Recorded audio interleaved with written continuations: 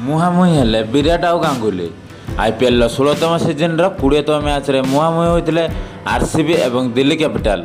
यही मैच को बेंगलोर 23 रन ले जीतिथिला। यही मैच रे आरसीबी चमत्कार प्रदर्शन करथिला एवं द्वितीय विजय हासिल करथिला।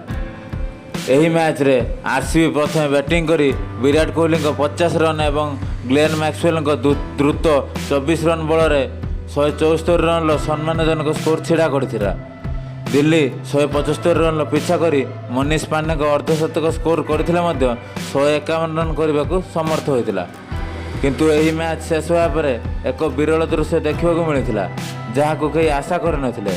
कारण मैच शेष होगा पर विराट कोहली और सौरव गांगुली मध्य मुहांमुही परिस्थिति सृष्टि होता। मैच शेष होगा पर दुई दल खेलाड़ी जिते हाथ मिलाऊले से विराट कोहली सौरव गांगुली सह हाथ मिलाई नथिले। जार वीडियो एवं भाइराल होती। वीडियो भाइराल होगा पर कोहली फैंस और गांगुली फैंस सोशल मीडिया मुहांमुही होती।